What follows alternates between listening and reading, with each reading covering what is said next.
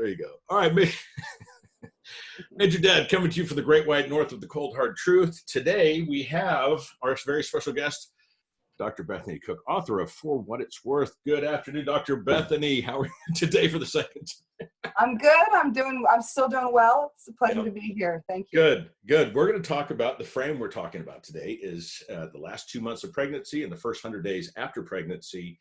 That time frame window approximately. It's not exact, but we're going to talk about mental load now that we're recording.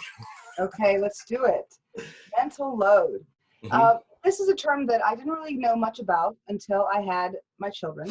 And it is a term I think many people don't even consider or think about until kids are just a little bit older and you find yourself totally, completely underwater going, why am I just losing my mind?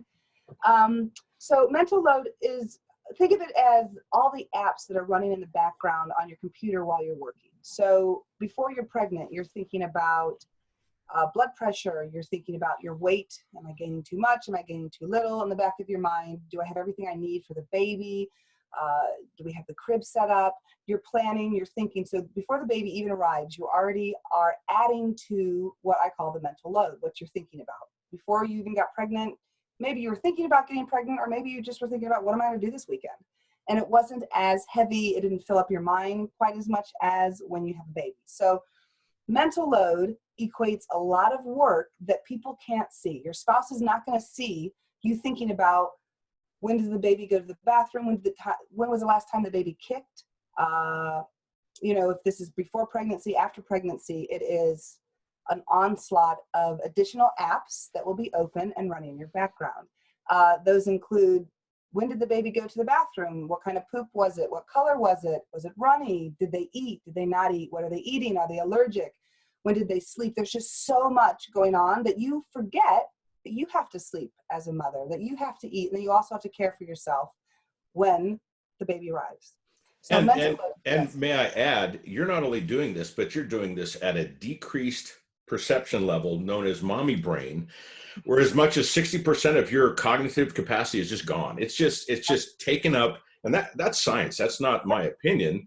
And it takes a couple of years for you to get it back. So if you have a kid and another year later you have a kid, you've never gotten your mommy brain back. You're just continuing on this long mommy brain journey at some level, some percentage less than full capacity. So that adds to what I'll call the fog of war from Clausewitz. And it just is. You can't make good decisions when you're totally fatigued. No. Right? And then you take in lack of sleep, but also the hormonal changes that are happening and the role shifts that are happening within the family dynamics and it continues on and on. It snowballs and gets bigger and bigger. Sure. And you said one word that's really key to me is you go from couple to family, right? Yeah. It's a totally different, it's something that people that have not had babies haven't experienced for the first time. Yeah, they are part of a family somewhere else, but now it's their family. That's right. And that's huge.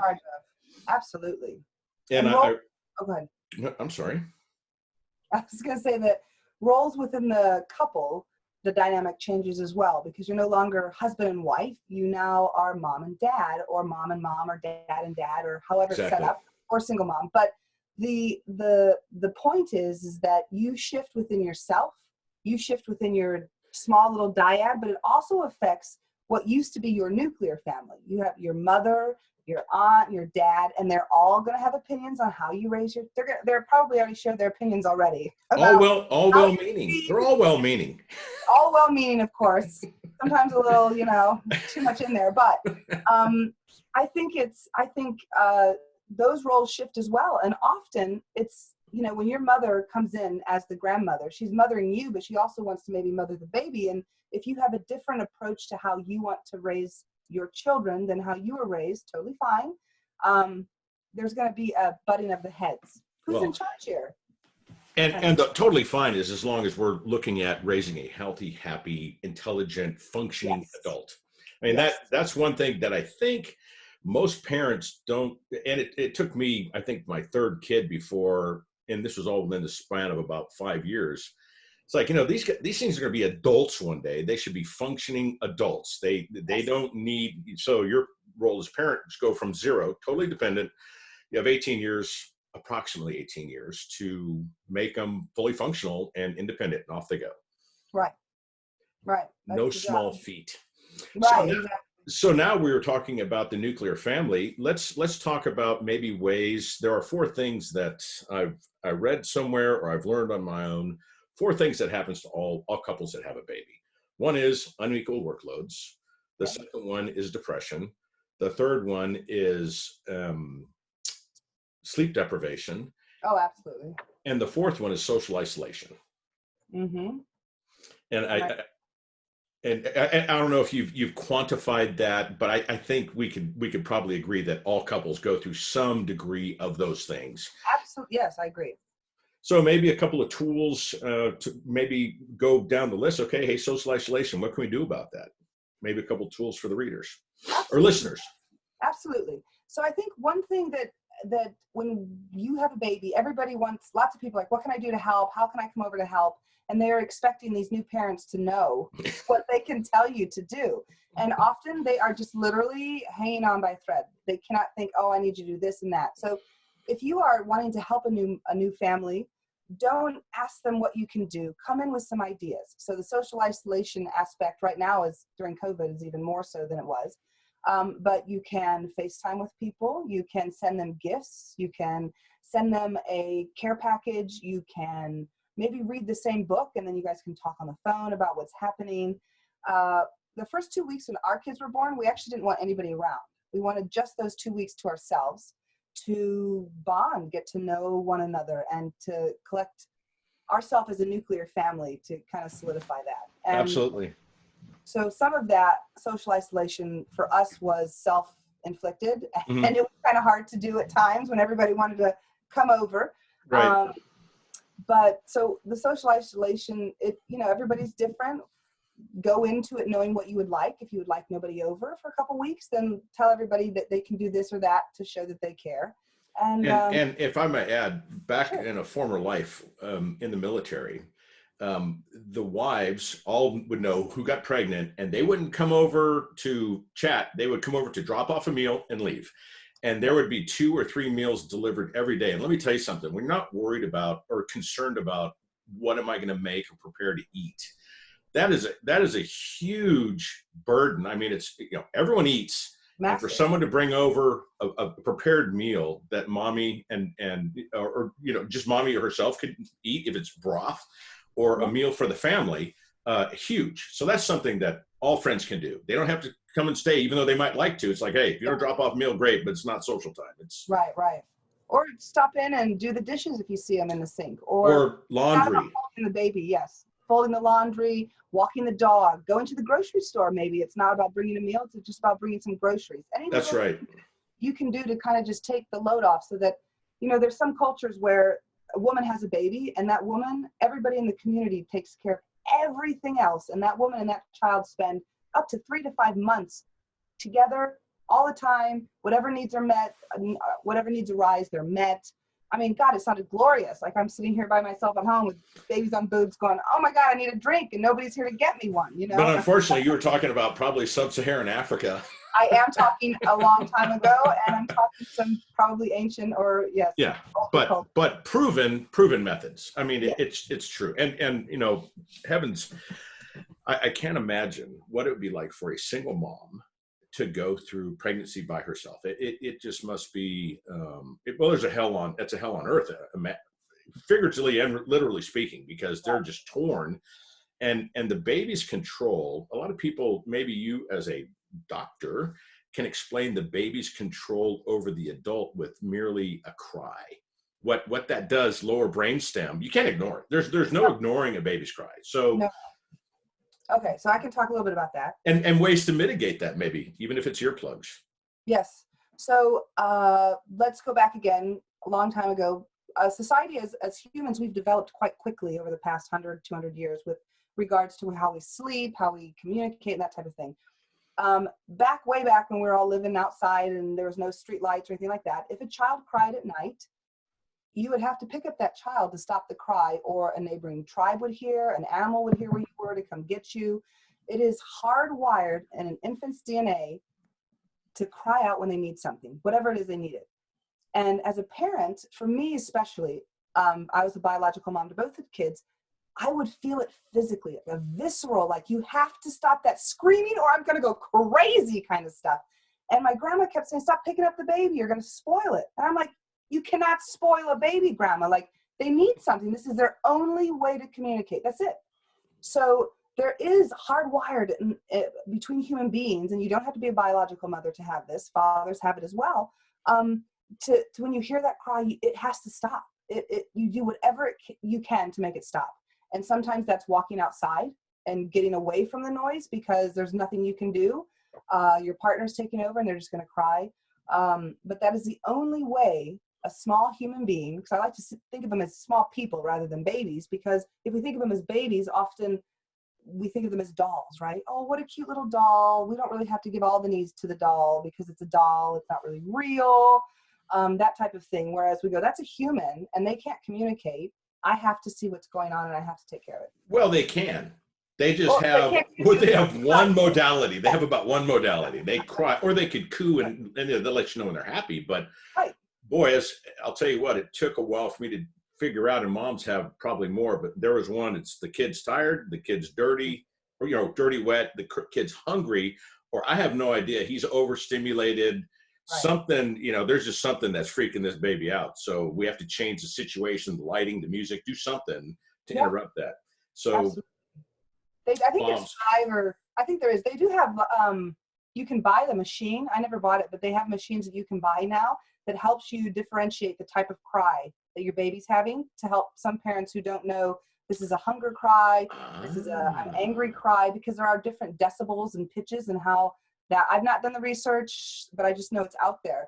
And so for parents who maybe aren't as in tune or didn't have parents or weren't around babies growing up, I mean, a lot of this is just, they're coming into this, from watching TV shows, and that's not parenting at all, Yeah. I'm writing that down to do some research on the different cry machine. Yes. Even if it's sound bites. Hey, here's 4. What'd be interesting is a pregnant mom hearing a cry and asking her, what do you think that is? Yeah, that would be good. What kind of intuit? Because look, yes, people don't have a manual, but they have all this downloaded information that it's not. Parents have all they need to raise a kid without seeing anything else or learning anything else. They would figure it out. I agree. And if they wouldn't figure it out by themselves, the tribe would be there to help them. Mm-hmm. The older mothers that has raised, the equivalent of like 65 different kids over the course of her 80 lives. I mean, she's kind of seen it all, done it all. Right. But, well, good. So the mental load, so let's talk about, we talked about social isolation. What about depression? I mean, first of all, recognizing that, one, I'm depressed, that's tough, right? It is very tough. I think everybody's going to have bouts of what I like to call the baby blues or melancholy. And you have highs and lows, and depression with pregnant, there's such a stigma for women who've just had a baby to be so happy all the time and to not share their struggles. And to not share is the worst, I think, thing that somebody can do who is suffering. But people who are depressed often won't share with somebody who doesn't usually come first and say, well, I was depressed too when I was pregnant, or I had some psychotic breaks when I was, this or that, and they start to share that, then they start to feel more comfortable. But I think it's underreported. I think everybody's going to go through some sort of depressive episode, maybe not statistically diagnosable as depression. That's why I use the word melancholy or blue or something like that. Your life's never going to be the same. And regardless of whether you were excited to have a baby or not, there are losses that have to be grieved that can cause feelings of depression. The loss of independence. You can't just go to the gym when you want. You can't just go out with your friends when you want. Those are just kind of simpler losses, but the loss of maybe being the child, right? Maybe you were the youngest and you always had all these siblings and you had this leeway of being this free spirit, but when you become a mother, you kind of lose that ability a little bit, and it's a lot to take in. And for fathers, if you're not just a weekend dad, there's lots to do there. My cousin thought he was going to be a weekend dad, and his wife had different ideas for their twins. So I don't even need to ask you how that turned out. No, you don't. No, you don't. Yeah, He's yeah. tired. He's tired. Yeah, exactly. So, and then another one we talked about the second one, sleep deprivation. Of course, I was an expert in that, being an airline pilot, a night cargo pilot for 13 years, and being in the military for 22 years. I know about sleep deprivation, and I know that for you to make really, really important decisions in that kind of state is a really, really bad idea. So Yeah. it's good to have it. So what I'm getting to is it's good to have a habit pattern, a flow of doing things, a schedule, whatever you want to call it, to where you don't have to be at the top of your game to get it done. So Right. Muscle memory. yes, whatever it is, taking care of the baby. I remember once, it was so funny. The first real witness of me seeing total fatigue was I looked over at my wife with my first child. She was asleep facing this way in the rocking chair, and my son, her arm had relaxed and his Oh, feet were down here, and he was just about that far up, but she was sleeping this way. He was going, I'm like, she's tired. I mean, she's tired. That's one tired lady there. Yeah. she is tired. So whether it's swapping sleep schedules or what things have you found that are helpful if there is a co-parenting going on, not single mom? Single mom's tough. Oh, that's the hardest. Yes. So if co-parenting is going on, we decided in my situation in our house that it's better to have one person sleep deprived than two, because when we both were, we found it very hard to kind of just be nice when we're both very, very tired. So at the beginning, my partner would kind of stay up till about 11 to 1, do that shift. And then from 1 till whenever, it was on me. But I was breastfeeding, I breastfed both. So it was me pretty much most of the time. And she had to have a lot of patience for when I was incredibly sleep deprived. It's when you talk about decisions being made, you get into until you've been there, you have no clue. And I just remember thinking, I was so tired one day, and I just remember thinking, I don't care what you do at your job. If this baby lives today, like, that is my one job, to keep them alive. And that is like the hugest responsibility ever. And I can't do it. And I'm so tired, and you just want to fall asleep, and you just don't, though. I didn't. I never could just fall asleep when they napped, like they suggest, and things like that. So it was very hard for me to get sleep. And it was very apparent, psychological, physical. As you know, I mean, sleep deprivation is torture. People die if they don't get sleep. It was a very difficult time for me. And some people are born with kids who sleep. I'm like, I had a friend whose baby slept 16 hours. I'm like, what is this? I had to come over and take a nap while he's sleeping. I know, right? Awful. I had colicky babies. So what I'd like to kind of I want to bring to the forefront also, for people that don't actually have the baby but witnessed their partner or their wife having a baby, is mommy is going through not only sleep deprivation and a complete depletion of all of her stores, she is healing a wound that's about the size of a volleyball. Mm-hmm. And just that alone, that wound, it takes so much. I'm talking about where the placenta was, right?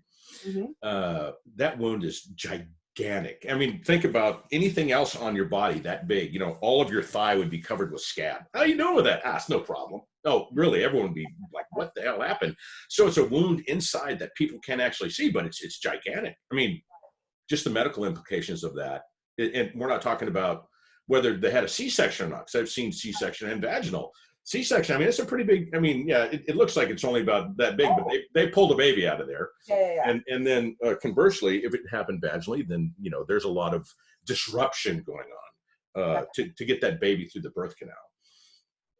And then the last one, unequal workloads. That one's kind of what the other person should do, just heroic amounts of work, because you know what, you can't expect a whole lot from a person that, one, is smoked from carrying the baby for 9 months. All right. So it's not like they were fit and there was an event where they had a baby. Now, oh boy, now I'm tired. Well, no, that has to be tracked back at least 90 days, because you have the up, down, the energy, the lack of energy, the energy, and then baby comes. I think it usually kind of goes that way. The trimesters are kind of different when it comes to energy level. Mm-hmm. The first trimester is very tiresome. It's interesting, the first one, but it definitely is. Energy is up and down. What people are doing, it's amazing. It's like you could do everything in the house and do nothing for the baby, and it still feels like the person caring for the baby is doing everything. It's just, you're just like the back to the role. You no longer are you. This little child doesn't know it exists outside of the presence of the mother or the primary caregiver. Mm-hmm. And so I think my son was probably 7 months before I could actually set him down to cook a meal. Like it's just a crazy concept to think, I mean, of just how needy and attached, and not needy in a bad way, but they need us to survive. And for a spouse to just be supportive, rub your feet. What can I do, honey? Even just saying you're beautiful, you're doing great. The house, I don't care if it's a mess. I remember my wife once said something about, she was gone all day, and she's like, you didn't get the load of laundry moved from the washing machine to the dryer. And that seems like such a little thing. And I was like, oh my God, I did not. I was unable to do that small act all day because I was carrying caring for the child. Right. And so it's these, it's like, I don't know, it didn't happen. Like, don't get mad, whatever. Like, but it's those types of things that I think people sometimes don't think, oh, that only happens in movies, or that's not a reality. That the baby brain, the exhaustion, the tired, you can write lists until the cow comes home. It's just sometimes hard to separate those jobs and tasks. Well, let's talk about something that people may not be aware of, is the prolactin and what's the other, it's amine, I forgot what it is, forming an attachment to mom when the baby's crying and being needy. Oh, yes. A lot of prolactin and a lot of dopamine, is it, that causes the mother and baby to bond? I mean, that's the chemical. Oxytocin in both of them, yes. And so, crying, connections, that's all released in the body and the systems. If you're breastfeeding, it's going in and out. It's you and the baby are kind of one, moving together and experiencing highs and lows together. Absolutely. So that's something that people, it's kind of like under the current, but hormones and chemical, I mean, your body squirting chemicals, whether it's feel good, feel bad, it's not something you just ignore. I mean, that's just right. Anyways. Okay. So did we cover all of them? I think we did. Sleep, isolation, depression, and workload. I think we did. Okay. Good. We talked about sleep, social isolation, unequal workloads, and depression. Yeah, good. I'm so happy to be over that. No, I'm kidding. So let's talk about the importance of touch and skin-to-skin contact with baby and mommy and daddy or mommy. Yeah, exactly. As soon as you can, skin to skin. There's so much research showing the importance of that. Can you maybe talk a little bit about what research has shown? That the attachment, that when a child comes out, it's similar to like imprinting somewhat, with not like ducks and things like that. If we see something that's not human, we're not going to imprint that that's our mother. But the connection, the smell, the sound of mother's voice, the rushing of the heartbeat, all of that stuff the baby's heard inside, and it's been very loud and very comforting. And so when you come out into this world that is no longer warm, it sounds different, all these changes, bright lights, to have that skin immediately, to have that smell, to feel that heartbeat, to feel the rhythm that's similar, to hear your mother's voice on the chest. You can just put your hand on your chest when you're speaking. You can feel the vibrations which the child would have heard internally. And so the connection, just so they know that they're safe, it's just like, boom, I'm out of there, but here I am with mom, and we're good, we're safe. Everything's going very well. Yeah, a big deal. And I've seen it to where they take the baby, swallow them up, off they go. It's like, oh, whoa, bring that kid back here. Well, we got to do that. No. What you got to do is put them on mommy's chest right away and let that baby, at least try to, latch on. We do that first. Then you put them under the heat lamp if you want, you can cook them later. But I was just like, no. And it's kind of funny because people become sheeple around medical professionals. And just an example, when my wife was going into labor, I was at Luke Air Force Base, and we were at the military hospital, and the anesthesiologist comes in, and he looks like shit. I mean, he just looks like he just got done on a binge. I mean, yeah. He goes, okay, I'm here to give your wife a epidural. I said, let me ask you a question before you start. When's the last time you slept? He goes, I don't know. I said, well, guess what? You're not going to touch her until you go at least shower or shave or do something, because you're not in any condition right now. And he's like, okay, sir. So he leaves and he comes back in about an hour and a half. He goes, I'm so glad you asked me, or actually required that I do that before I stick a needle in your wife's spine. He goes, I really appreciate, I needed that. Yeah. I kept going because he was ex-military, or maybe he's in the military, former Buds guy, medic. And he's, get the mission done, wait. Let's get the mission done when we can kind of like get the mission done, as opposed to, stick. And I've seen that before. IV. Okay, you're done. What do you mean I'm done? Well, you had 2 tries and you missed, so we need someone else. This is not your day. This is not the vein. And and they get somewhat upset. It's not about you. It's like, I only want 3 holes in my wife's arm for the blood drawn. Okay, you've gotten 2 of them. Now we're gonna have 1 more, right? It's very hard to kind of stand up and feel empowered for yourself during the birth process, because there is this idea that doctors are gods, medical doctors, physicians, and that whatever they say goes. My wife and I had a doula with us, and a doula is a person who is not a midwife. She's not a physician. She's kind of the bridge in between that can help you with a natural birth. She comes before and after, so she's kind of like a support. And so we had a doula with us for both of our births in a hospital. And the policy or whatever at Northwestern, it's a training hospital, is that everybody's out of the room when the epidural is given. So there's nobody in there except the people in there. So the first time I had an epidural with my son, they put too much in or something went, and I sat up and I almost passed out, and the wires were going, the heartbeats were changing, dropping. And that was not a lot of fun. And then the second time that I had my daughter, a resident came in with the doctor. So to your point, my wife was like, I'm not taking a resident is not going to give an epidural on my wife. So you give me the head doctor, they come and they do it.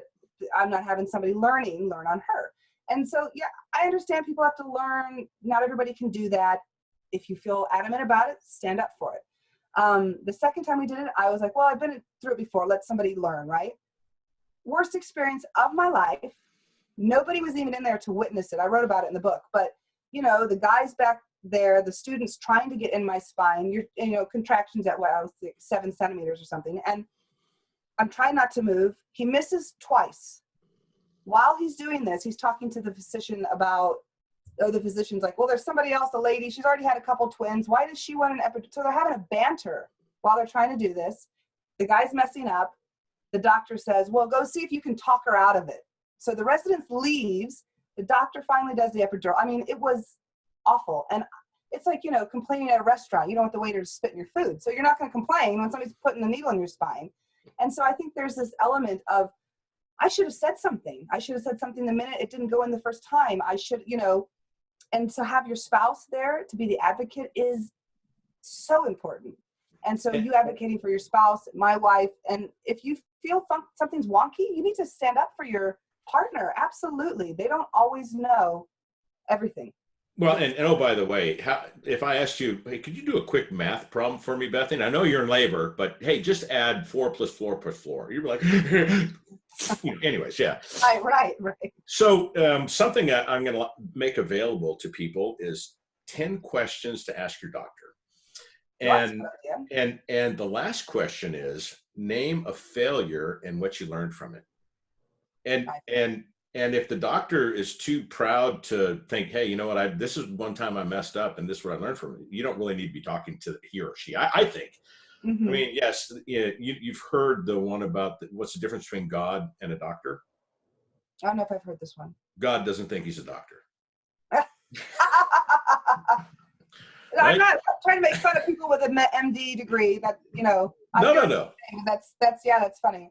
That can, they can get away from it. Can kind of reality can get away from. And I just had an emergency room doctor on my last podcast, my very first podcast, and we mentioned that the God complex a little bit. He talked about it in his book. It's kind of interesting, his perspective. But anyways, what those 10 questions do is it gets you on a playing field with the physician when you first meet them, and as you go through the relationship with the physician.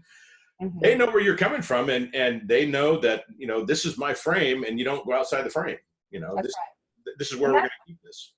And that speaks to the birth plan. So you have your 10 questions. You can Google a birth plan. There's tons We of have them one out on our there. website. We have a birth plan on our website, and we have a checklist for the nursery, checklist for You're coming set. home, even to the detail of the size maternity clothes you should be able to fit into after you've given birth as your 6-month maternity clothes. Nice. Fits like a glove. People are, how do you Yeah. know that? Well, we know that. Okay, But be let's flexible go. in your birth plan. I just want everybody to know, like, go in with an idea, but be flexible. And, you know, I didn't want an epidural, and my water broke for my first. I didn't realize when you took Pitocin that you have no break. There's absolutely no break. It is constant contraction. I did that 7 hours straight. After the 7 hours, before I really started, like, I was like, and I stopped cussing, and that's when they knew I was serious. Like, I was like, I know I said I didn't want one. Can you please give me an epidural? And they're like, oh, she's serious, man. There's no pressure coming, so give her. There are no F-bombs with that. Right? Stat right now, man. She needs it. Very good. And I yes. Flexible. Yeah, be flexible. Yeah, and the whole expectation thing.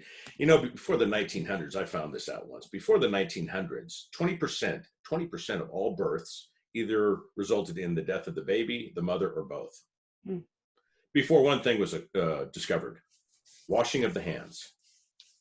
Is that amazing? Washing of the hands, something that simple. Yeah. Anyways, okay. So let's talk about, as we blast through this. Look at that, 35 minutes gone by. Seems like we just started. Nothing to talk about. Just started.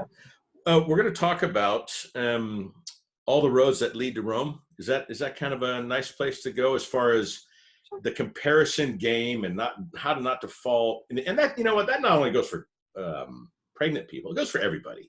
Yeah. As soon as you start comparing yourself to other people, you've lost. Yeah. Oh, absolutely. Because the person you're comparing yourself is usually at some other status than you are.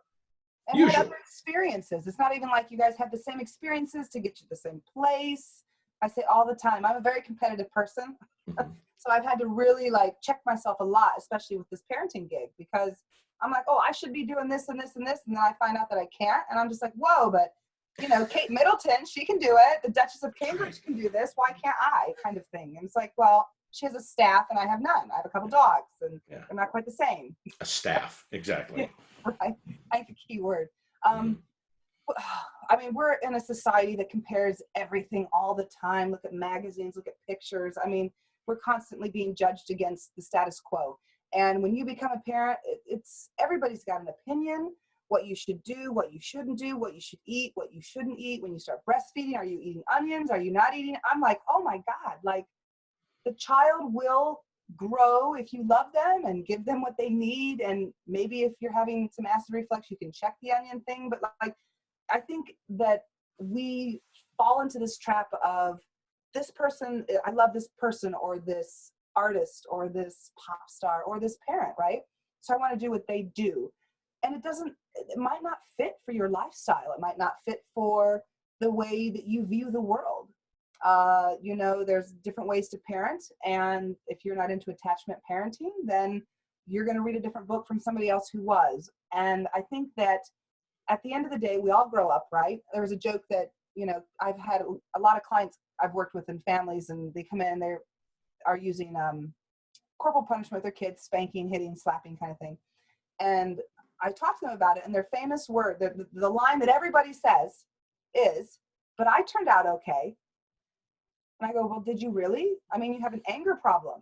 You throw things. Like, I'm not trying to be funny here, but we all think that we turned out okay. So what our parents did should be okay for our kids, right? Like, that should be fine. And so there has to be a conscious, do I want to do this? Do I want to do what my mom did? What do I want to do? And if you don't want to do what they did, you're going to have to read a book, or you're going to have to follow somebody else. You might be able to figure some stuff out on your own, but to undo is very difficult.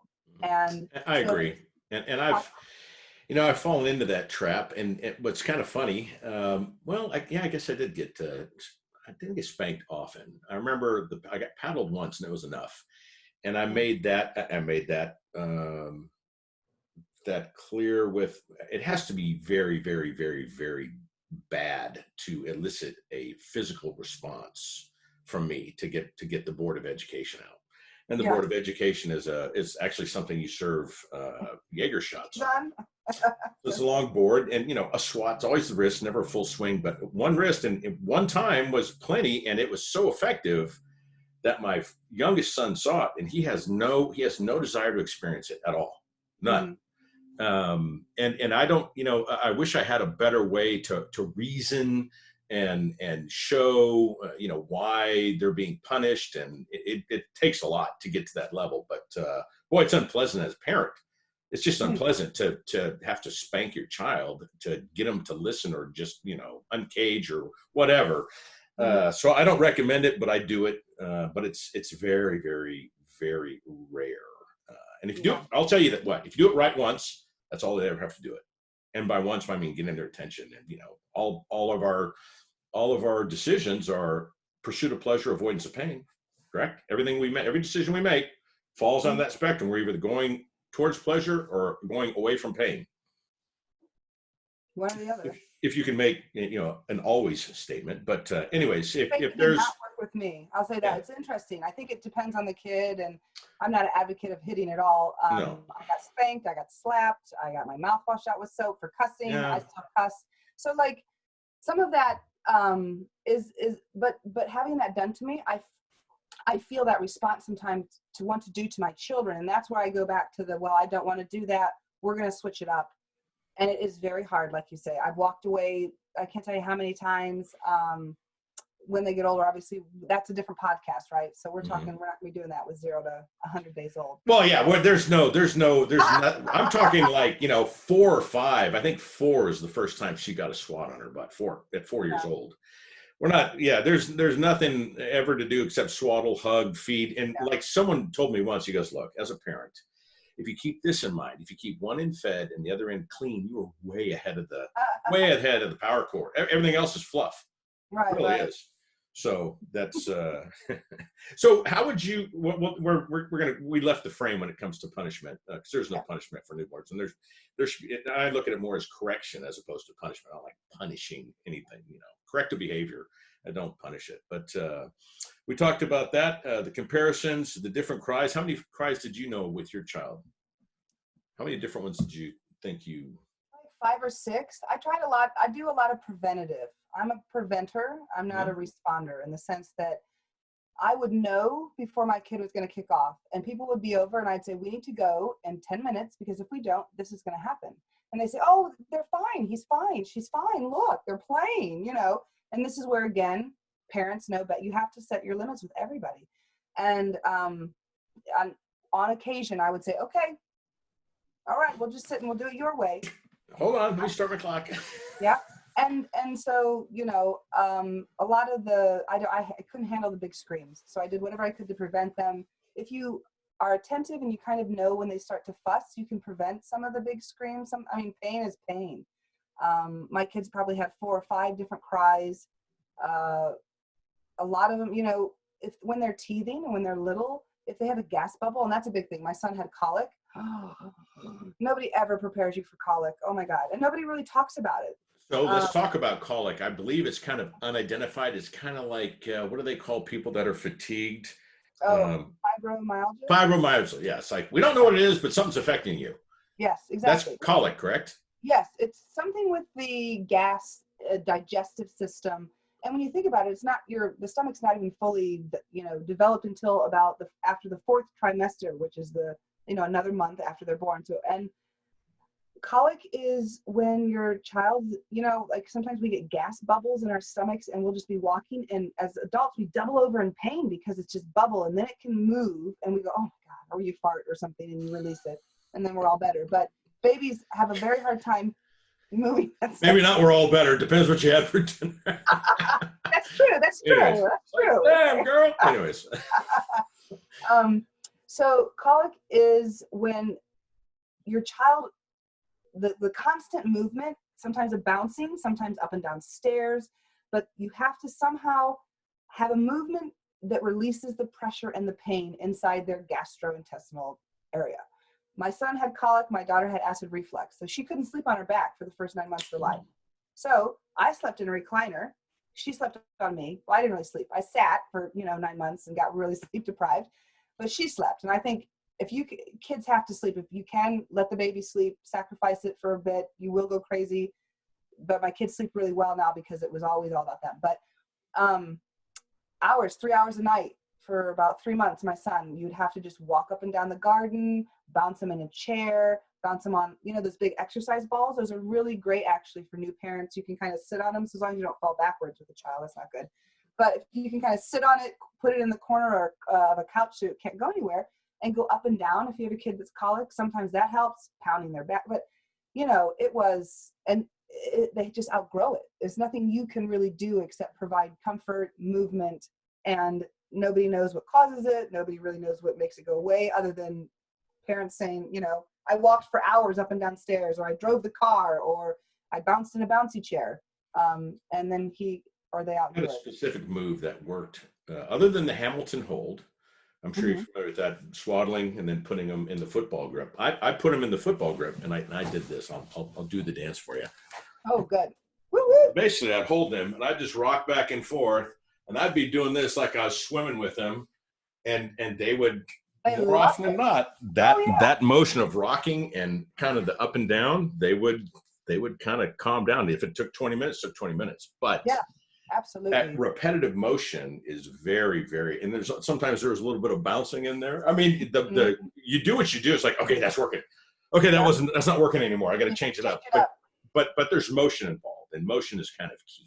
That is totally the key. And there's a new toy, isn't that funny? A new infant bed. I had a friend of mine just had a baby. It's called the Shoo, SHOO, or whatever it's called. But the baby's swaddled completely, and then the device actually will move and respond to the different sounds and movements of the baby.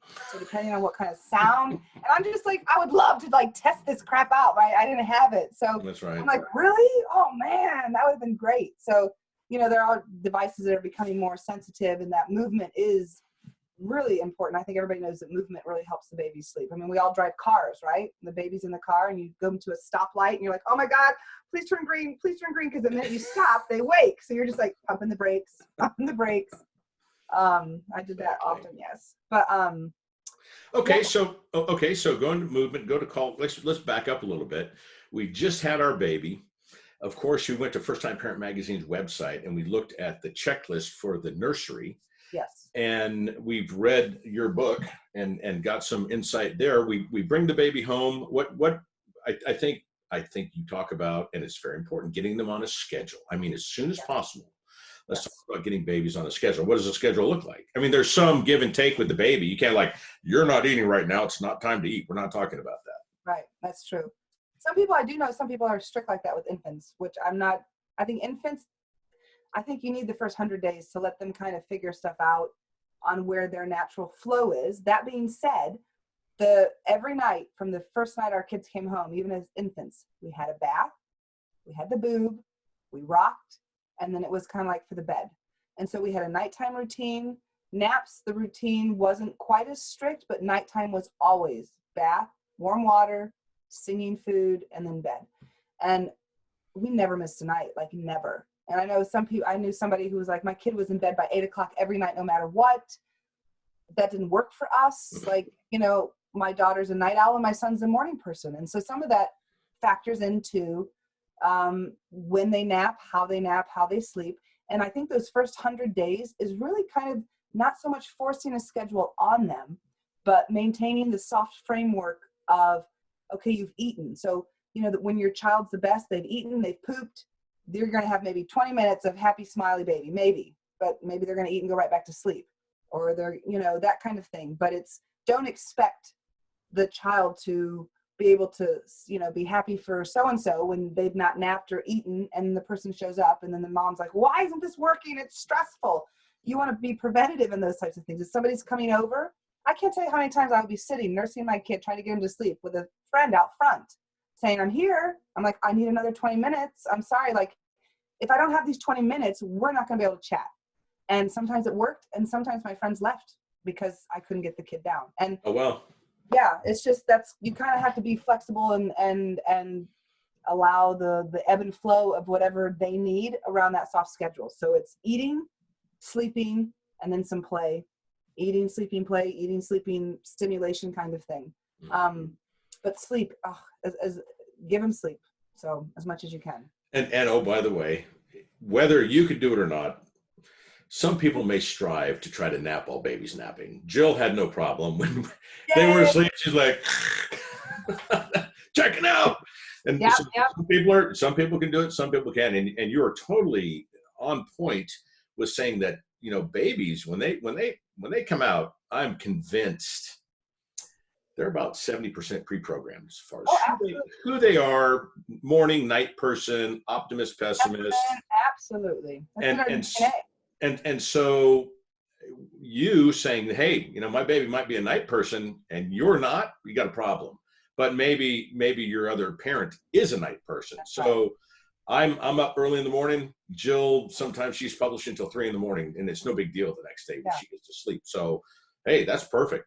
You got 2 morning people, now one's gonna have to suffer, and the person that didn't have the baby needs to suffer. I think. That's right. I agree. Unless of course they're, you know, a fireman or working with heavy machinery and they need sleep. Yeah. So you have to obviously be intelligent about it, but someone that maybe has a desk job or something that's not requiring critical thinking can get through work a little bit more sustainably, and let mommy who's taking care of a brand new human is what's critical. Absolutely. I think the one thing that moms often find as well, or primary parents, I'll say, the reason I couldn't take a nap wasn't because I was absolutely exhausted, because it was because in that moment, those precious moments, I didn't have something needing me. I could just sit without something hanging on my boobs, without a dog needing a ball thrown, and I could just go, where, you know, am I here? I couldn't nap because it was just like, I needed space and time alone for my mind to just exist. And I think sometimes new parents are like, you know, you're supposed to nap when the baby naps. And if you don't, there's something wrong with you. Back to the whole many roads lead to Rome. Or, you know, even now my kids are 5 and 6, and my wife will take the kids off for a couple hours in the morning. And she's like, okay, get a lot of work done. And it's sometimes you can't just go, all right, 2 hours. I'm gonna check all this. Sometimes it's about just settling down. And for moms, primary parents, it's hard to just settle until the point where you actually want to get up and do something again, because the minute you sit, your butt's right back out of that chair because somebody needs something, or you forgot this, or you forgot that. And so figuring out what works best for you, and your brain's not there. So, I forgot my water. I forgot to change the laundry. You know, there's always seems to be something. But for me, the napping was just, I just needed some time without somebody needing me, and to have that mental space without the baby. And when you said that, a picture of my wife with the 3 boys around her, we're at a restaurant, and it was a baby, about a 4-year-old and there's 5 years difference. Anyway, she just had enough. She goes, stop touching me. Yeah. It was like she didn't want anything around her. It was the neediness. It was like, you know what? You need to turn that off, or mom is going to lose her bacon right now. Yeah. So come over here. But she was, the shrugged shoulders, like, stop touching me. Don't touch me. I know. Don't touch me. But it is. It's like this constant drain, this constant emotional drain on mommy. It really is. Yeah. That the baby needs. Look, unless that baby's crying, there's no way for it to communicate that something is not right. And they have no filters as far as as soon as it becomes from good to not right, boom, they're vocal. It's not, I wonder what this really uncomfortable feeling is. It was warm, now it's cold. Wow, I wonder what that is. No. Right. It's just immediate. As soon as the stimulus hits the correct part of their brain, boom, they're crying. And that's where the 5 or 6 different types of crying comes into play. So that's something that the other parent needs to learn as well. There's definitely one as they get older, they're hurt. Yes. They're hurt. That's a hurt. Well, and that one, like, but sometimes they'll do that when they're not really like dying, like my son, and then you kill yourself trying to get out there for a paper cut, and you're like, oh my God. Yeah. Well, at least there's blood involved. I forgot what I was going to mention in the next one. Okay. So let's see. How about some tools? As a new mom, what tools do you think you really could have used, even if it's just a mindset skill set that could have helped you over a bump? The thing that really helped was to have a really good baby carrier. And I didn't utilize it for my first son, my first child. And I was carrying him all the time in my arms or sitting, and he didn't want to But ever you're getting some pipes though, Yeah, I right? got some pipes. I got some serious pipes. Yeah. Because welcome to the gun show. Their tickets will be sold at the door. That's right. Anyways, but to get to invest in a baby carrier that is supportive. I know there's tons out there. A cheap one. I mean, kids are dying in some of these cloth ones. I mean, just do your research. Find a really good one. We had one that had a metal bar up the back, so it was really good back support. And to have your arms free as a new mom feels like, oh my God, I can move around. I can do so much. Yeah. So I had to shift mentally of like the idea of carrying all the time. My daughter, I wore her like a shirt, a marsupial. Like she was on me all for a year. And people would say, oh, let me hold her. I'm like, it's not worth the fight. Please just leave her where she's at. She'll get over it. Now she loves everybody, but give her what she needs. So one of the tools I would definitely say is get a really good baby carrier that fits you. And if you have to buy another one for your spouse because they're bigger, because the baby's going to be used to it, then maybe if you can afford to, get two. That's a good idea. We've checked out several, and I used to like one called a boba wrap, and I'm not disparaging it. I found that one is it's too long, and the second one is if mommy bends over, baby could squirt out. Not a good combo. No. Stokey, Stokee. Mm-hmm. I think it's a Nordic country brand. They usually have pretty good stuff. Yeah, it's expensive though, but the baby carrier that they have has a metal thing up the back because if you have a bad back, so it goes from front carrying to outward carrying, and then you can switch it. So this carrier will hold your baby till they're 35 pounds. Nice, very nice. So you invest. So I think as a new mom, you think, oh, I'm only going to have it for a few months or something. Invest in stuff that actually could maybe grow. The baby will not fall out with this carrier. There's they show people dancing with them on their website. So you're safe on that. And once you learn how to flip it, I have pictures of my son strapped onto me with his little eyes, me snow blowing in the Chicago blizzard winters because it needed to be done. I'm here. We're going to go snow blow. So wear them. So invest in that. That's a good one. If we haven't featured something like that, we'll do that. So what else? What else makes your life a little easier? Language of love. What is your language of love, and what is your spouse's language of love? I think it's important to figure this out. We've been good before y'all got married, but it's when the baby comes, what is going to be the most impactful for your spouse? A kind word, doing the dishes, bringing them like a Snickers bar. I remember I was struggling and my sister sent me like a gift card for $20 at Sonic. It was nothing. And I cried because it was thoughtful and she thought of me and, hormones going, but it's that I felt loved. So what can you do for your spouse that's going to really make them feel loved? Not what you would want them to do, but what do they want? So have that chat. There's books out there. Figure out. Well, and you when you said that, it immediately brought up the 5 love languages: acts of service, gifts, physical touch, words of affirmation, and quality time. That's right. And if you're wondering why I know those, because I read the book after my second divorce. And I'm just telling you, it's gold, because you're right. If I say gifts, that's how I feel loved, and I'm constantly giving my spouse stuff, and they're like, all I'd really like you to do is wash the car, or some act of service. You're not getting it. I'm like, okay, I got to up it. I got to buy more expensive presents when hey, if you take out the trash or fold the clothes or do something, they feel, oh my God, I feel so loved. So yeah, you're right. Both, and then by the way, then what's your baby's? Right, got to figure that out sooner or later. Yeah, the baby's a puzzle. So the baby I think it's important to think of a baby as a puzzle as well. Shifting the mindset of it's not just a doll, as I spoke about earlier, it's a living, breathing human that's already come out, as we talked about, with a certain temperament. People say, oh, that baby's a devil in him or something. They're just a little, or that baby's an angel, or there's no baby that's a devil, but some are just colicky or fussy or, that. So I think having that is important. I think also a mental tool for both parents to think about, and I think became a parent with me because I have a wife, right? And she happens to work, and she, you know, it wasn't like, who's going to stay home? I really want to. No, I don't really want kids. She would have been happy to be home as well. It's just how things worked out.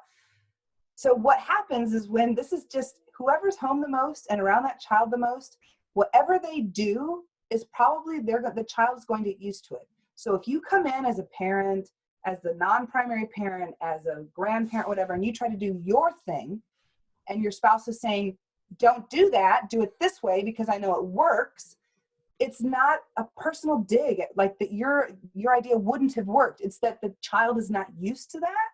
So chill out, and, you know, maybe you can try it if what I'm telling you to work doesn't work, and then go ahead and try your own thing. And so my wife and I had some communication of her getting very upset when I was very sleep deprived about me shouting at her to do something differently. And it turned out she finally tried it, but it still didn't work. So she had to figure out her own thing, because our bodies are different, you know, so whatever, how she bounced or whatever. So I think giving the benefit of the doubt to the primary parent about what works. If they say do this, then just try that. And if it doesn't work for you, then try something different, but don't take it personally. Don't get bent out of shape. You know what I mean? And I think supporting your spouse in whatever they want, like if your mom comes over and you have a very, you know, opinionated mother or a very opinionated mother-in-law, try to keep space for your partner and that child. Give them, they don't need to be fighting off and fighting battles that they don't need to fight, that aren't even big battles, but it's just exhausting for that parent. So the other person needs to think of themselves as the hero, as the protector, as the keeping the space, the emotional space around mom and baby as I don't know, soft, as stress-free as possible. You know, try to solve stuff on your own. Don't ask them for every little thing if that's how the relationship used to be. Right, and you know, you're making a very salient point. In most people think no matter what it is, it's all about them. No matter what it is, it's about me. Yeah, exactly. I mean, as a psychologist, is that not? Everybody thinks that. That's why I say to people all the time, people will talk to me because I'm very open and I don't mind sharing my own, you know, crap with people. And so that makes them think, oh, I'll tell Dr. B. I've heard everybody say everything. And at the end of the day, the reason it's not about you, man. It is not about you. It's such a small percentage. Right. Out of the whole day, okay, 2 or 3% of all the things that went on was about me. Other than that, it was my interaction with other. Right. But the other person, when you're interacting with somebody else and there is so much going on, that person, you've triggered them. They don't know that you've triggered them. You've made them remind of their mother. You're telling them to do something, and that's something that they didn't like to do as a child. So now they're looking at you weird, but it isn't about what you're saying. It's because they don't know. I mean, it is not about you. If that's the one thing that people take away from this, even if it's not about kids, it is not about you. Yeah. It is about everybody else. It's about baby. Yeah. It is right now. It's about baby. That's the focal point of once. Well, even and Jill is going to talk about the psychology of the transition, which I think is very fascinating. I've never really thought about it. Have been watching 5 kids be born and seeing the mothers go through the process. As the woman gets pregnant, now she's a pregnant woman. All focus is on her. All focus is on her and the baby, and everything's about her health. So the baby's healthy. As soon as baby arrives, it's like, Mom, you're over here. Everything's about the baby. Right. And they go from being this, everyone cares about me, and there's so much, I'm doing good. And then it's like, hey, remember me over here? I'm the one that had the kid. Right. I have the milk. I'm the one with the milk. You got to come back. Or you should. But you know what I mean? As far as that dynamic that the mom has to go through. Oh, absolutely. I remember that there was one friend of ours, and every time she came over, she always brought a gift for me. And at the first, she first started doing it, I thought that was like very special. And then as she continued to do it, it was like, wow, I needed this. I need another mother to say to me, this totally, like, here's some lotion, honey. Here's a beautiful smelling salt for a bath. Here's something for you, because you are like pedaling and there's no butter churning, and that you're just going and going and going and going. And to have somebody else see that, absolutely. I'm sure Jill's going to do a great job with that. But that it is. And the other one is that she's focusing on is getting her hormones back into homeostasis via diet.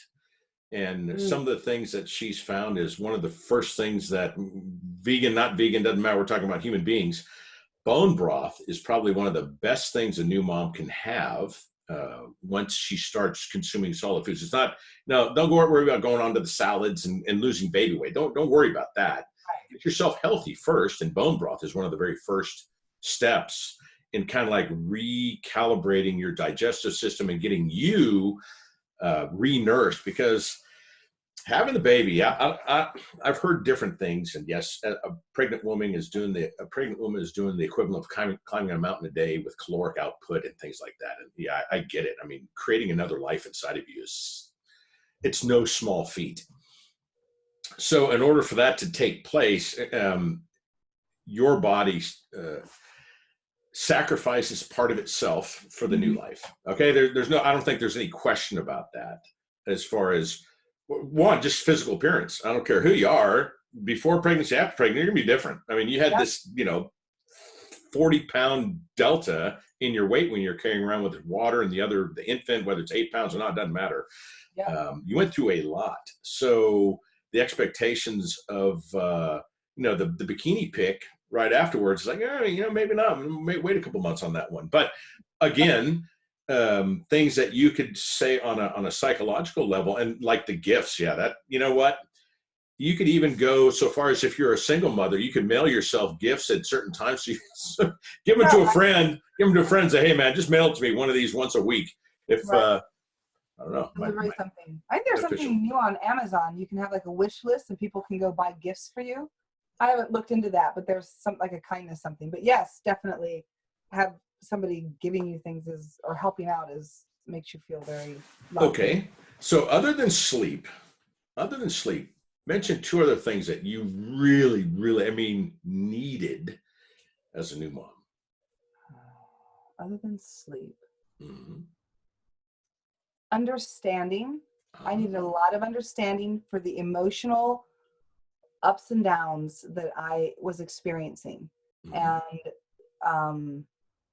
I think the partner, if you have a partner, they just need to be really understanding that there are not just physical changes, there's psychological changes, there's role changes, there's status changes, you have the mental load coming on. It is so overwhelming. So I think just having somebody to be there for you and support you and just say, okay, I know, for at least a year, just give them the benefit of the doubt that they're going to get through it. They're going to make it. So I think just understanding the hormone to the body, what it does, the impact that has, and not allowing myself to start comparing myself to other people, not allowing myself to, go down the road of going to Rome. So that's one of them. I would say to some of the listeners who happen to be men tend to be problem solvers. If you tell me something, I'm going to try to solve the problem. Where I think maybe a new mindset or skill set would be, hey, listen to the problem, and then just acknowledge it, and then excuse yourself, and maybe it needs a solution, maybe it doesn't need a solution. You ask at the beginning. You can say, I think a great thing is say, do you just want to vent, or do you need me to solve a problem? Yeah. Of course, even if you ask, you might that might let a few. I guess you know. But if you have this set up actually ahead of time, which is why it's really great if you're watching this before the baby comes, you guys can have a code, say bananas or something, when one of you is you're come on, come down, we talked about this, so I need you to do this, or I need you to do that. So doing it, anything you talk about has to be outside of the realm of being triggered, because when you're psychologically triggered, you're no longer here in the front of your brain. Choices are not being made that are going to be helpful. You're in the middle of your brain, and you're probably heading back here to reptilian brain, where you fight or freeze. So you want to stay up here as long as you can, and that's, I think, really important. Mm-hmm. I'm going to piggyback. I've said this so many times to people, and it makes so much sense. This is said by Thomas Campbell, who happens to be a physicist who has been doing OBE for almost 4 decades. And people ask him about enlightenment and things like that. And he goes, let me tell you something about enlightenment and being enlightened. He goes, you don't need to go somewhere to the top of a mountain. You don't need to go to a monastery. You don't need to dive to the deepest depths of the ocean. He goes, consider making every choice you make better than the last one you made. Make your next choice better than the last one you made. And with all the choices you make, have the other person's well-being in front of your own well-being. He said, that will be challenging enough.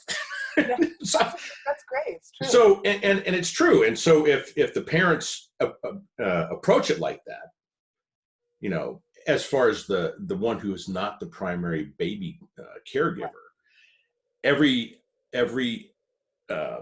decision I make should be what is best for mommy. You know, what is best for mom? I'm taking me out of the equation, and that's tough to do. I mean, that's just tough for anyone to do. But I think if you just kind of focus on that, you would have a much more beneficial outcome than if you get back to the midbrain and the lower brainstem, and you're there's no reason to be getting some kind of emotional turmoil. Unless the house is burning down or something like that. I mean, I'm just saying, under normal circumstances, we got to keep like cool. Yeah. And another psychological thing I would say that I learned in the military is if the person that is like acting in charge, if they're cool, everyone else could keep cool. But if the person that is supposedly in charge starts wigging out and freaking out, I mean, it's real easy for that. I don't know what kind of group think or mind think or psychological, but it's real easy to let fear and ignorance kind of take over. Absolutely. Oh yeah, it does. It happens. And I know happy ain't nobody happy. You know, it's the same thing when they get older. Exactly. So, if anything, the person that's not taking care of baby, and maybe you're sleeping a little bit more, hey, be cool. It may be hard. If you can't be cool, be gone. Walk out of the room, take a couple breaths, look in the mirror, and then say, yep, I need to change that frame and go back in and be more supportive, because mom and baby, they need support. They don't need instruction. They don't need anything other than what they're asking for. Right. Yes, exactly. And I think it is really hard. And, if a spouse is doing their best to be supportive, and it is the best gift you can give to your partner when they have a new baby. Like, I was really lucky. My wife was super supportive. And even then we still had moments, because you will, but I just hear so many horror stories of my friends and how their partners help or don't really help, or they would rather go places without their partner because their partner actually makes it harder for them. And it's just, that's not a really great way to bring a baby up in the world. So it's tough. So being supportive I think people underestimate or undervalue that co-parent's role in the baby's first few years, because mom can't really attend or give the child what they need if their other support system, they're having to hold up their partner who maybe needs more emotional support or needs this. So if you usually get emotional support from your partner before the baby arrives, figure out who's going to take that role. Who are you going to call? Your best friend? Are you going to call your mom? Hey, I'm going to have to call you because I can't talk to my partner about this anymore. And thinking about some of that stuff ahead of time. Again, preventative. I'm very much about preventative kind of. Okay. And then since you're talking about that, let's talk about well-intentioned relatives, friends, and strangers.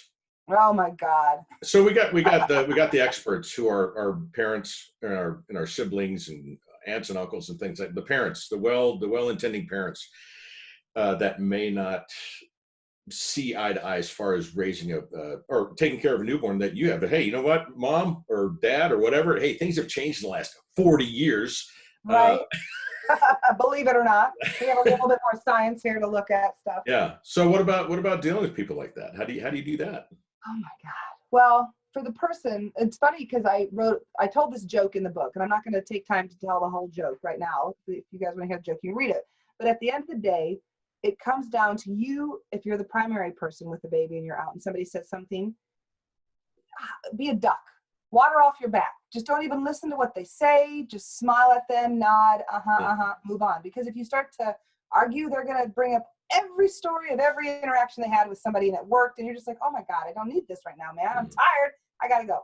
So for the person with the child, when they say that, try to right now just be like, just breathe. It's about them. It's not about me. It's about them. It's not about me. They want to show how intelligent they are to you. Yeah. And they think one of them being helpful. Yeah. And I think that, the intention's there, and everybody loves babies because they're just so cute, like little puppies. It's just, it's in our DNA to love little puppies and babies. We love that.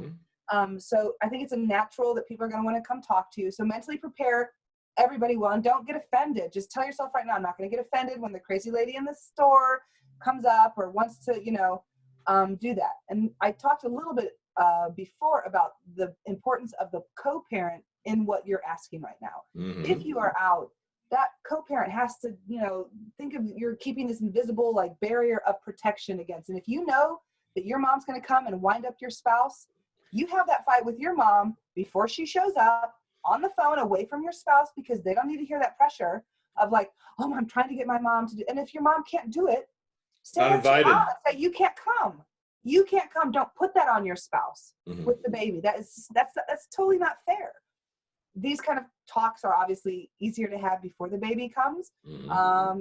But, sometimes people just show up, at the door. What are you going to do? You told everybody not to come for 2 weeks. All of a sudden somebody's leaving. What do you do? You may have not have got the memo, but we're still in lockdown. Right. I know, right? Having nothing to do with COVID, the Bologna virus. But anyways, that's the big one is, I've never really heard it mentioned like that, but all the things you could do prior, all the pre-planning that you could set the ground rules. Hey, after baby's here, guess what? Mom and co-parent, mom and dad, whatever, they're going to be in lockdown because they don't need it. You want to drop off a meal? Great, but there's no conversations. That's right. You drop and you go, or you drop and you do a load of laundry and you go, but don't come and try to cuddle. But I think having everything laid out, talking about some of these things with your partner, what are your languages of love, who's going to sleep when. I do okay with broken sleep, so I can get 2 hours up, 2 hours up, 2 hours. I'm fine with that. My spouse cannot. She needs a minimum of 4 to 5 hours solid. So talking about that with your spouse. I mean, when you're pregnant, you're up anyways, like in the last trimester, because you can, you got to pee all the time. Your organs are like shoving up your face. It's awful. But to have some of these preemptive conversations, read my book before you go. Why do you even want to be a parent? There's some questions like, what is it? Are you having a kid just so you can tick it off and your mom can then say, hey, here's another grandbaby. I'm so great. Because a lot of times people have kids and then you ask them, why did you have kids? And they go, I don't really know. Yeah. Aren't I supposed to? Aren't I supposed to? You're supposed to do. And it's, people oops. Okay, you oops. But those who can make a conscious choice, there's some that desperately want kids and can't have kids. But why do you want to be a parent? Do you have a choice in it? Do you want it? How do you want it to look? Do you want it to look different? Do you want it to look the same? I doubt that spouses were ever raised similarly, even if you have the same religious and socioeconomic background, all of that. Well, how is it that the two backgrounds are going to blend? How are you guys going to do this? Do you believe in corporal punishment? Do you not? When the baby cries, every time I go pick up that baby, are you going to whisper under your breath, leave the baby alone, you're going to spoil it? You can't be doing that once the baby comes, because people who have kids to fix a marriage, that's the fastest way to end a marriage, okay? The best marriages, you just cannot. And it's so stressful, and you have to go into it with eyes wide open. You have to go into it talking to your spouse. And there's going to be nights where you go, what is going on? Why did we do this? Oh my God, where's the local fire department? We're going to drop this kid off because we just can't. I've heard people say that they've thought about, your mindset, you have no clue what it's going to be like. So before it happens, try to get to know each other just a little bit better, lay some groundwork for sleep, groundwork for visitors, who's doing that kind of stuff. I think that's important. Okay, so you mentioned something that's very, very near and dear to my heart. What's that is, why do I think the way I think? Is it something I've borrowed from somebody else, or is it something that I've come up on my own? And a prime example, this beautiful story.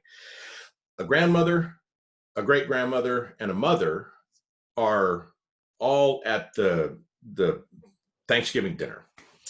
And the mother turns to her daughter. She goes, all right, honey, we're getting ready to do the ham. Let's go ahead and cut off the last 3 inches of ham on the ham bone. She's like, why? She goes, that's just the way we do it. She goes, well, why? Why do we do this? Oh, well, that's the way my mom did it. So she goes to her mom, grandma. She goes, Grandma, why do we cut that? Is that a flavor? Or what? She goes, well, that's the way my mom did it. Well, great grandmother happened to be there. And they go, well, let's ask great grandma. She's the one. Of course, she'll know. And they go, great grandma, why do we cut off that 2 inches? Is it a flavor? What? She goes, oh, Well, your grandpa and I only had a pan about this big, and we had to cut off the bone to set it in the pan. Exactly. Oh my God, exactly. That's a Right. brilliant story. I'm going to remember that. Yes. So it's very, very important, I think, that people, especially becoming parents, why am I becoming a parent?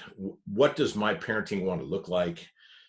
Why am I thinking? Why am I thinking that? Oh, I remember. That's someone else's idea, and I really don't like that idea. Right. So you kind of like have to become conscious of why you're doing the things you do, and so that's just something it's kind of a mantra of mine that I go through the day. Why am I doing it this way? Or is that an original thought, or am I borrowing something from somebody else that maybe I don't agree with anymore?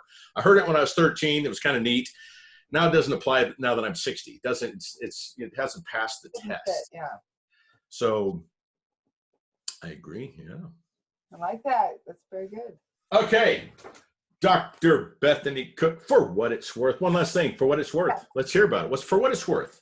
It's worth it.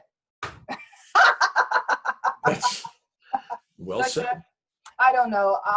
It's worth it for me. For what it's worth, it's worth it. I thought going into parenthood that I had the best resume, this competitive self, raised Mormon, brown babies my whole life.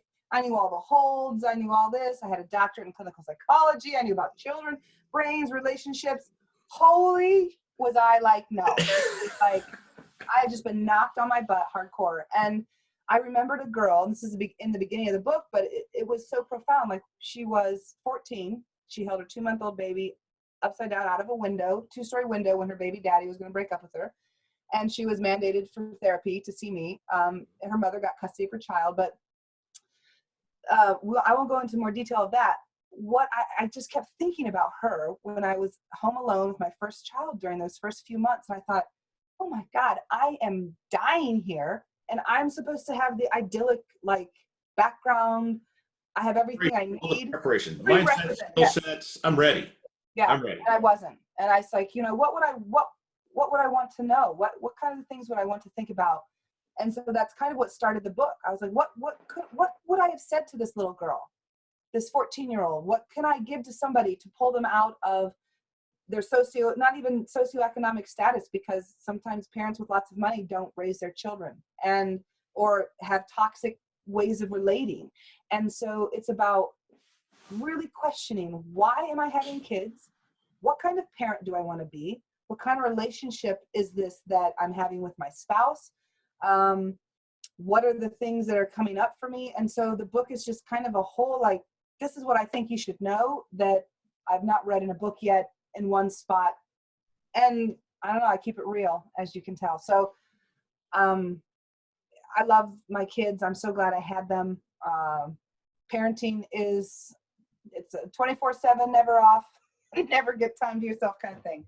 But I love it, and I think it's worth it for me. As it is. Have you ever read anything by Khalil Gibran, the prophet? I think I have a while ago. It's nothing recent. Yeah, let's see. He wrote this in 1923. And it's about children. Okay, and I just love this because it just absolutely rings true about children. In my relationship, I have 4 boys and 1 girl, and there's no difference. Yeah, the girl. Anyways, your children are not your children. They are the sons and daughters of life's longing for itself. They come through you, but not from you. And though they are with you, yet they belong not to you. You may give them your love, but not your thoughts, for they have their own thoughts. You may house their bodies, but not their souls, for their souls dwell in the house of tomorrow, which you cannot visit, not even in your dreams. You may strive to be like them, but seek not to make them like you. For life goes not backward, nor tarries with yesterday. You are the bows from which your children as living arrows are sent forth. The archer sees the mark upon the path of the infinite, and he bends you with his might, that his arrows may go swift and far. Let your bending in the archer's hand be for gladness. For even as he loves the arrow that flies, so he loves the bow that is stable. Love it. That's beautiful. Very true. Very good. Yeah, put that on your website. Well, I might need copyright rules, but I mean, yeah, it rings so true to me. You know, they go somewhere where you cannot go. They go tomorrow where you cannot go, and our job as parents, as we launch them into the future, is to prepare them with everything within our power to prepare them. Life happens, but you gotta make sure that you give them the skill sets and the mindsets to be The best prepared for life. Yeah. So, And watching them go, and yeah, absolutely, absolutely. so one thing that you haven't done yet, but you will, is the teenage years. Yeah. That's Yes, when yes. they lose their mind. Little boys lose their mind and they get it back around 25, 26. Oh, good, good. I mean, that's science. You're the scientist. That's when the male brain is finally developed, correct? 25, 26 years old? Everybody between 24 and 25, everybody's brains, their frontal lobes are fully developed at that point. Yeah. So, Okay. you know, we say 18 for kids to be adults, and it's like, well, the brain's not quite finished developing, but yes, about then they should have a full, lovely executive function that is for inhibiting and all that stuff. Yeah. So we talked about that. If you don't mind me talking or asking you, could you explain executive function to our listeners? Executive function is an interesting phenomenon in the brain. Yes. Okay. So executive functions consists of frontal lobes that look at delayed gratification, impulse control, attention. What else? Most of the decision-making types of things happen up here in the frontal lobes. As you grow and as your child grows, the neural pathways, you want them to kind of develop up here. I always think of it as like a road system, okay? So here's your road system. You got the front, middle, and back. And we have a super highway from the front of our brain straight to the back of our brain because we get emotionally triggered. We're here in the middle. And it's so easy to have something trigger us and go, and we're back here and we can't make good decisions. So what you want to do is to help your child develop this frontal area when they're emotionally triggered to not go all the way to the back. So that includes when they cry, when they're babies, pick them up. You will immediately start developing these neural pathways. And science has shown that when they cry, respond to everything they cry to. That's going to build their brain when they're little. As they get older, let me ask you one question. Instead of picking them up, what about if they're they're sleeping, you're just kind of patting them, some kind of physical contact? Yes, just let them know that you're responding to their cry, Yes. because their Yes. cry, whatever it is saying, I'm uncomfortable, something there. So even if just your hand, that's totally fine. Okay. But it's that response, the back and forth, the connection, the I'm there, that will build the frontal lobes of the brain, okay? Putting your child when they're little in front of television screens is a big no-no.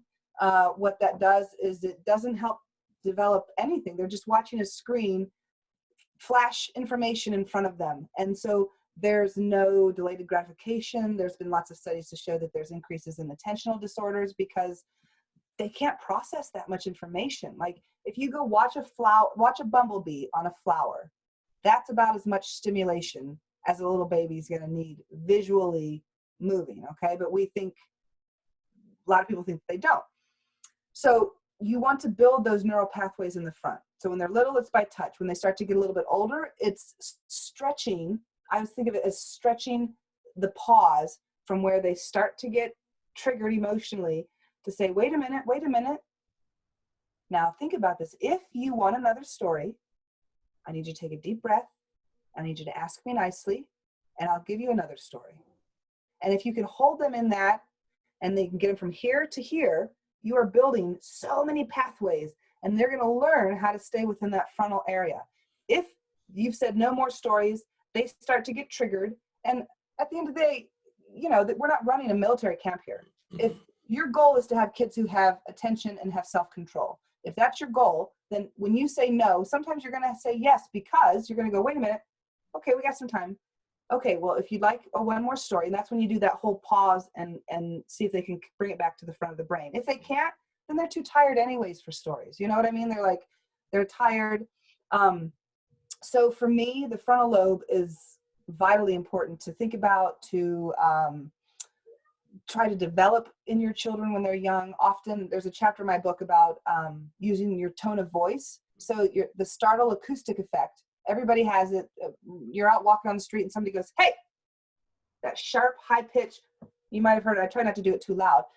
So what you can do if your kid's starting to spiral, remember, preventative, you know that they're going to be upset. You're going to stop an activity that they like.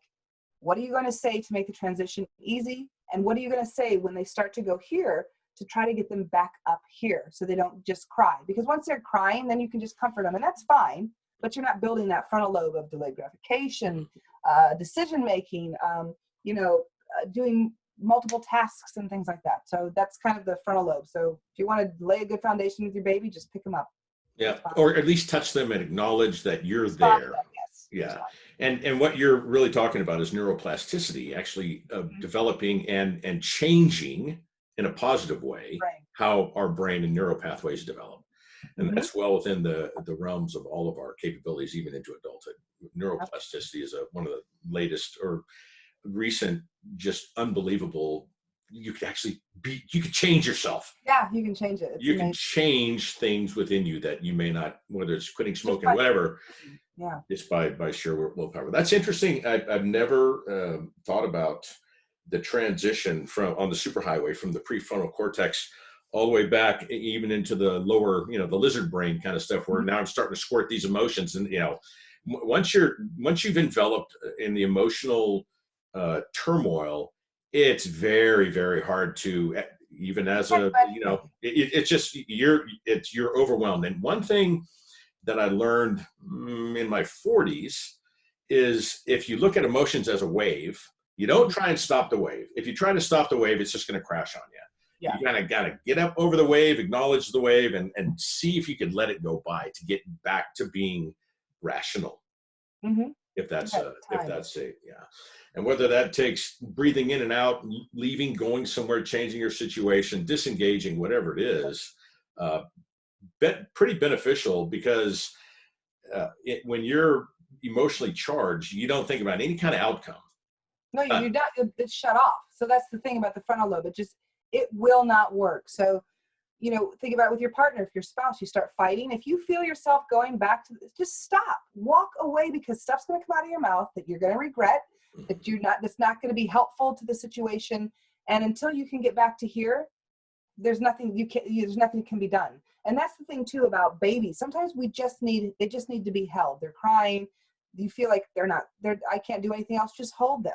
Just like with adults, sometimes we don't know what we need to do, but nobody else can settle your brain for you. You have got to learn how to do that yourself. And so even when my kids were a year old and they had lost their mind, they're in their back, they're screaming, they're crying, I often see parents going in, what can I do? Oh, little Johnny, do you want this? Do you want chocolate? Can I get you a toy?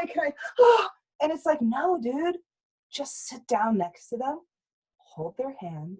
If they'll let you, make sure they're safe. If they're flailing, they'll eventually stop. And when they stop, you can step in. You're going to be bringing them from here to here. And you're going to talk about, wow, you got really upset, darling. I'm happy to hug you or cuddle you when you get like that. What would you like next time? Or what can I do to help? But don't shove candies and treats and toys, because at the end of the day, your child needs to learn how to calm down on their own. And you just have to be present and supportive if they need it, but yelling, screaming, bribing, it won't teach them the skills they need. We're going back to the whole calm, but the person that's calm will get people to calm down as well. That's right. And this same thing happens with children. It Absolutely. Really does. And you're not going to settle a crying baby like, you need to shut up. It's a nice soothing voice. What you could be saying anything. You could be saying E-I-E-I-O or whatever, but it's the tone that they're catching on, right? Yeah, and so, you can be, you are driving me crazy. I'm losing my mind. I will lose my mofo mind if you don't stop mofo crying. Okay? That's right. You about to see me go crazy. Yeah. That's right. It's all about the tone of voice. Exactly. Absolutely. Same thing working with dogs. Well, Dr. Beth, I don't know if you have anything else, but boy, I'll tell you what, good read. Where can we find this book? On Amazon or? Amazon. I actually have it on Audible as well. So you'll hear me narrating, which is kind of fun. Each chapter is about 5 to 15 minutes at most on the Audible. They're funny. They're kind of sound bites. You can listen to them somewhat out of order. It doesn't have to be order if you're just wanting to think about a topic. Go ahead and pick it up, listen to it. right now I have a few free copies on Audible that I'm happy to give away. If somebody wants to email me, I'm happy to do that as well. Have them tell you that they heard this on Major Dad Official, and That's right. To get give it those free. people the free copy if you don't mind, kind of do it that way, or however you want. I'm just saying it'd I be love nice it. for No, people that's to great. say, hey, yeah, I heard about you here. Like, yeah. Wonderful. Well, I believe this won't be our last conversation. I don't think so. No, we'll talk about after the 100 days. Actually, we kind of went outside the frame, but it was relevant and germane to what we were talking about. But absolutely, my great honor and pleasure to talk to you and meet you face to face, even though it was electronic. That's all right. Thank you. My pleasure too. That's You're doing awesome. great work, and I can't tell you how important it is as a society for everybody, men and women, to see a man who looks like you, who's strong and tough and military, and it's just awesome, telling other people that we can raise kids in a gentle, loving kind of way. And so I love it. I love everything you're doing, and I think it's fantastic, you and Jill. So keep it up. Oh yeah, well, trying to make the next version of ourselves better than the current one, right? I mean, That's that's right. what parents. I think that's what parents should kind of think about. It's like, you know what, this is a different version. It should be an improved version, Right. and let's see if we can make it the best version possible going forward. And children make you want to be better. At least mine do. I want to be a better person for them. So Absolutely. Okay. Well, coming to you from the great white north with the cold hard truth of Dr. Bethany Cook. Thanks again for so much. We're done. all right. Thank you. Take care.